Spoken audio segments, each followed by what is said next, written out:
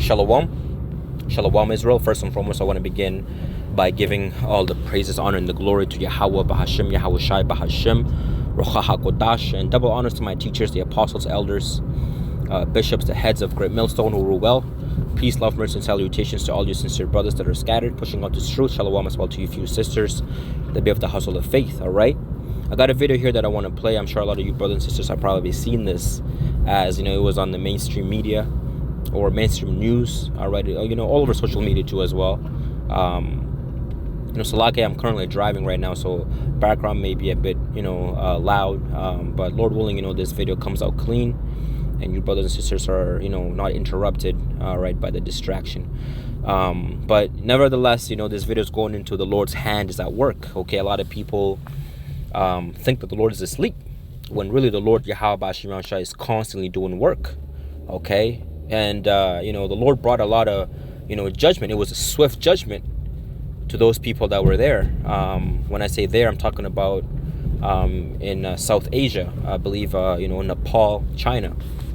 Okay, and usually when these events happen, a lot of the time they give you false information about how many people were either injured, missing, or dead.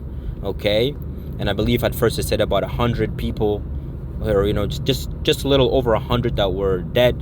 All right, and I believe it said 300 that were missing. Okay, because of that great flood. Okay, but now, tune in now, I believe they say about it's in the thousands now. Okay, and that's usually how Esau works. All right, he's always leaving you confused, all right, with the numbers. But nevertheless, man, that was a great judgment from the Lord Yahweh Bashim Hashem. The Lord is not asleep.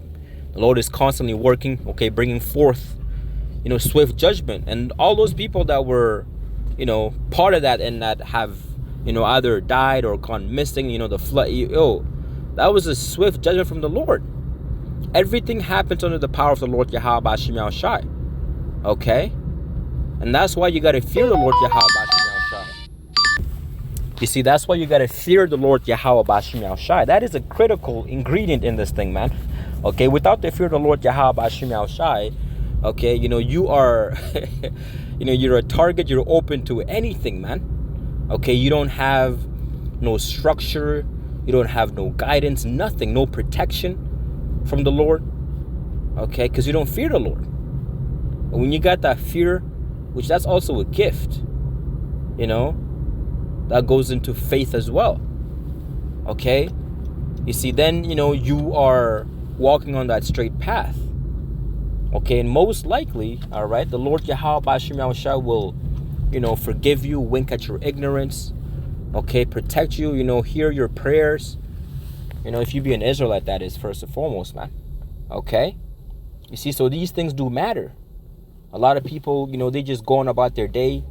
I just, tuned into a lesson that one of the beloved elders out there in GMS Dallas going into Lord willing. Okay, that should be constantly in your mind. Lord willing, tomorrow I'm going to do this. Lord willing, tomorrow, I'm going to get up in the morning, take a shower, go to work, Lord willing.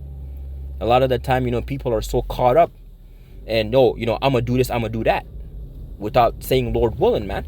Okay? You got to put some respect, man, towards Yahweh Bashim Shai and everything in which he's orchestrating, man. Okay? So we don't run nothing, man. And that's why, again, having that fear is critical. Okay? So a lot of those people that got judged, all right, out there, during that flood, that was the will of the Lord, because the Lord wanted that to happen. And, you got a lot of people that may look at that and, they may, go into, oh, well, because of this and because of that, what caused the flooding? They want to go into everything except saying it's the Lord. The Lord, Yahweh Bashim Shai, is the one that orchestrated that, allowed that to happen through his angels. You see, that's the only answer, really. So let me play this video here, and then we'll bring us some precepts, Lord willing. This is some of the craziest footage I think I've ever seen. What you are watching is entire villages, bridges, multiple story buildings, and hundreds of people being absolutely consumed after flash flooding triggered an enormous mudslide in Nepal. More than 400 people are missing, and out of those, there are many of them are tourists from countries like the UK, the US, India, Malaysia, and many more. Now, they're still investigating what precisely caused this, but if preliminary reports are true, this is one of the craziest chain of events. It seems that there was an earthquake in the region, right? Which then triggered a landslide. That landslide then blocked a river, and because that river was blocked and overflowing, it then triggered flash flooding, leading to what we are seeing now. The situation is currently so bad, reports say, that rescue helicopters are struggling to even land in the affected regions. This is being described as one of the worst landslides in recent times. Wow. You see that? And so when you really think about it, who allowed all that to happen? The angels are constantly working, man. Okay, an earthquake first and foremost happened, which then, it triggered, that landslide. It triggered a lot of different things, which then, eventually, caused that. But who gave the signature to allow that to happen? Yahweh Bahashem Yahweh Shai. Okay, and you had a lot of people, as he mentioned, a lot of, tourists, people from all over the world. And to be there at that specific time, at that specific location, that was all the will of the Lord. Okay, and a lot of people don't want to accept that, because they want to have, they want to think that they have, or they think that they have power. The Lord, Yahweh Bashim, is the one that allowed it. This is all out of your control. Okay? You could not have done anything different. This is what the Lord had written for that to happen at this specific time. And this also is, going hand in hand with prophecy. Okay, this scripture right here in the book of Isaiah, chapter 29 verse 16, it says, "Thou shalt be visited of the Lord of hosts with thunder and with earthquakes and great noise, with storm and tempest and the flame of devouring fire." So that was the Lord. That's how the Lord is visiting. Okay, and this is just a small part. It's going to happen on a major scale very soon here, man. Okay, throughout the four corners of the earth. You see? And they're labeling this as one of the worst events that have happened. But imagine what's going to happen to Babylon the Great, man, which aka America. Okay, and the different parts of the world. Right? So a lot of people, are not considering, you see how dangerous it's going to get. A lot of people are not prepared. And you can't be prepared, man. Really, you can't. Okay, the anger of the Lord Yahweh Bashim that is getting ready to be poured out, which is his wrath, aka indignation, righteous anger. Okay, a lot of people are not going to be prepared to to receive that, man. Hence, you need divine intervention. You need deliverance from the Lord Yahweh Bashim Yahweh Shai, man. Okay, you see? And so we live in a time where, again, a lot of people don't have the fear of the Lord.